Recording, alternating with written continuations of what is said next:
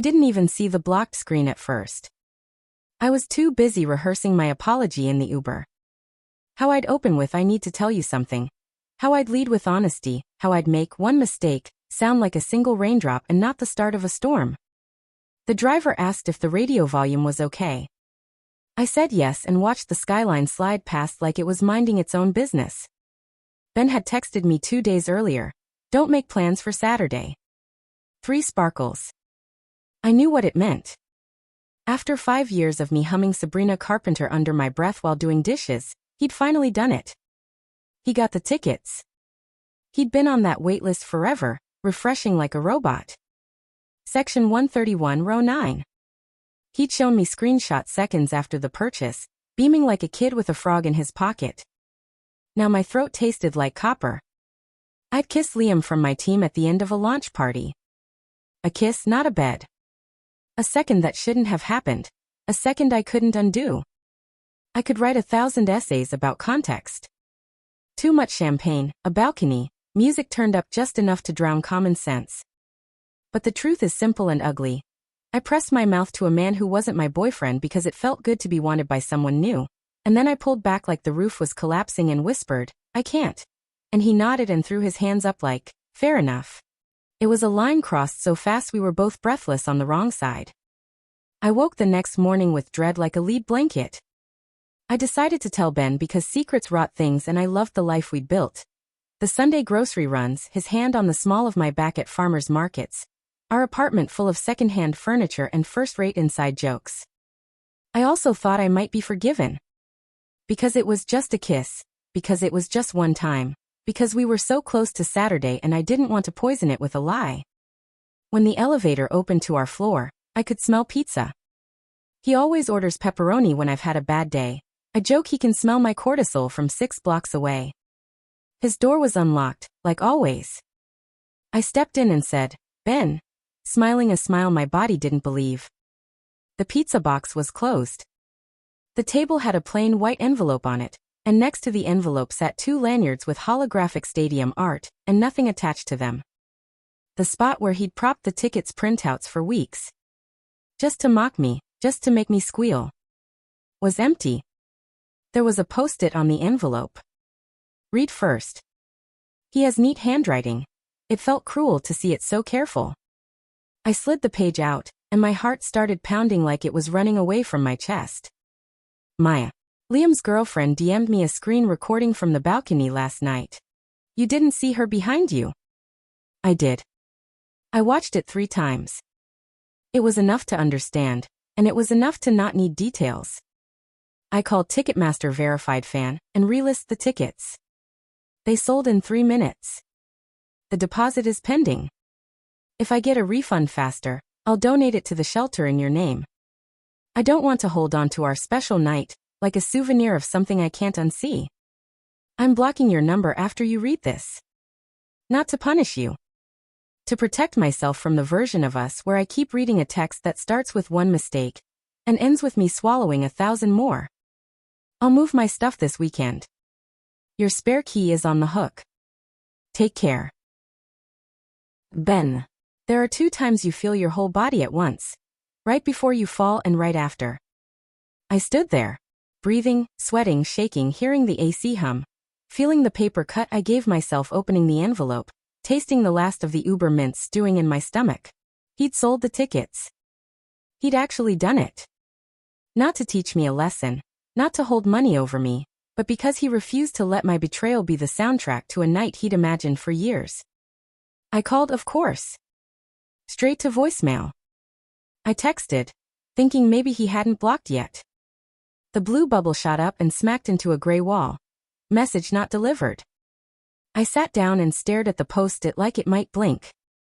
The awful part is that I felt offended about the tickets before I felt scared about losing him. I heard my own brain say, it was a kiss, as if the technical boundaries of my body were a bargaining chip. As if he'd misjudged reality by trusting the most boring definition. My phone buzzed again. Tor, are you okay? HR pinged me for an informal chat.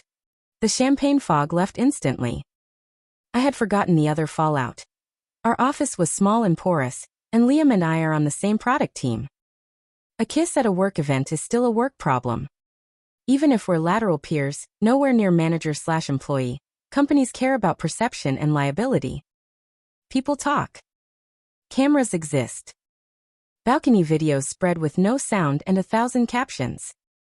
HR checked in like a doctor asking if you're allergic to the truth. They were professional, bland, and thorough. We received a concern about conduct at last night's offsite, the HR partner said, notes ready. We don't police consensual interactions between coworkers. We do need to confirm there's no power differential, no ongoing personal relationship, and that both parties can work together without disruption. We also remind folks to avoid even the appearance of favoritism or conflict, particularly at official company events. In other words, do not do this again, do not make us babysit you, and do not make one kiss our problem twice. Liam and I gave them the same soft-voiced version.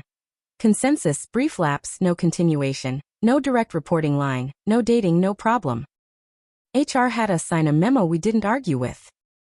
Liam's girlfriend did me the reluctant favor of sending me the clip she'd sent to Ben. I watched myself tilt my chin and my stomach flipped, not with romance but with recognition. That woman knew exactly what she was doing and stopped only when the thrill ran out. When I got back to the apartment, I tried all the other doors to Ben. Instagram blocked, Facebook blocked, Venmo blocked, email out of office. I'm offline for a few days for good reason, which felt like a brick to my mouth. I found myself typing his name into the Ticketmaster app like a maniac, as if the resale listing would still be visible, as if watching the tickets vanish again would bring him back. He hadn't thrown my things out. He hadn't posted a screenshot. He didn't send a last text with adjectives. He just walked. Quietly, like a man refusing to teach by making noise. He wins that way.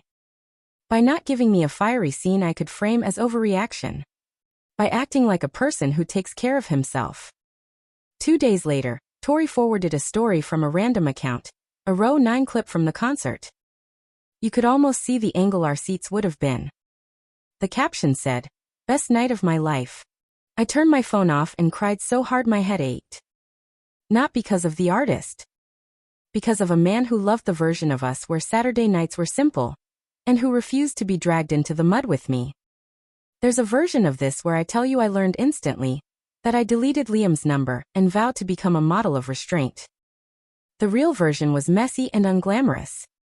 I called Liam once, furious in that blind way where you want the co-sinner to hand you back your halo. He didn't pick up. He sent a clean text, "Please don't contact me. Focus on your relationship." I'm doing the same. I hated him for saying relationship like a thing that still existed. I hated myself more for wanting to keep mine, and also keep the part of me that had felt thrilling for 30 seconds. I went to my parents' house because my apartment smelled like Ben, like cedar and garlic and the linen spray he loved. My mother said, "What did you think would happen?" and then made me tea anyway. I wrote Ben a letter because paper can't be blocked. I didn't rationalize. I didn't put the word just anywhere near the incident. I said, I broke a promise I never said out loud. That the world could throw all kinds of static at us and I would be the quiet in your ear. I stepped out of our story because the attention felt good. You did the kind thing. No broadcast, no cruelty, only a boundary. And I am going to try to be the kind of person who doesn't need the threat of public shame to behave. I mailed it. Days passed. Nothing came back, which is an answer.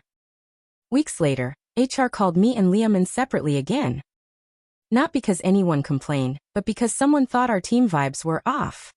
They asked if we needed to change assignments. I asked to move pods. They approved it without a lecture. Companies don't need you to be holy. They need you not to make messes they have to mop twice. I stopped checking Ticketmaster in the middle of the night like a junkie. I blocked Liam not because I'm noble, but because I know what I'll do with access. I unfollowed a half-dozen friends who love to say, "You're young, live your life," when what they mean is, "I like watching us wreck things and call it empowerment." I made a list of boring habits. No shots at corporate events, leave by midnight, stop flattering myself that I'm immune to human nature. I kept waiting for anger from Ben. Some kaboom to crystallize him in my head as unfair or rigid, so I could more easily hate myself a little less. He never gave me that gift. He left, he sold the tickets, he blocked me, and he kept his dignity. The last thing he said to Tori when she cornered him at the bodega was, "Tell Maya I wish her well, but I can't unwatch what I watched." That is not poetry. That is a simple sentence a man says when he doesn't need to win the argument. He's already won his piece. If you're looking for a lesson that feels good, there isn't one. There's a lesson that works. One kiss counts. Just a moment counts. It didn't mean anything, means everything when it's the day your partner was planning to hand you a night you'd remember. The scale you use in your head to weigh what's minor or forgivable is not the scale the person you hurt is using. Both are real. Only one will decide if your Saturday is pizza and dancing, or an empty envelope on a table. Saturday came and went. I met Tori for sushi, and we didn't talk about concerts. She talked about her sister's baby, and I asked questions and meant them. I deleted old texts I kept reading like I could change the end by staring at the middle. I stopped telling myself I'm the kind of girl who'd never do that, because I'm the kind of girl who did. And I'm trying to be the kind of woman who doesn't do it again. Ben wins because he didn't try to punish me into goodness. He simply refused to share a row 9 memory with someone who'd used her mouth to break a promise. He sold the tickets and bought himself silence. I hope the person who sat there had the best night. I hope they screamed and cried and wore the new tortilla. I hope they didn't think of me at all. Hey everyone, thanks for watching. She called it just one kiss, and expected Saturday to be the same. He didn't argue, didn't scream. He resold the tickets, blocked her, and chose peace over drama. Lesson: if you minimize what you did, don't be surprised when someone maximizes their boundaries. If you liked this video, please subscribe for more. Thanks and see y'all tomorrow.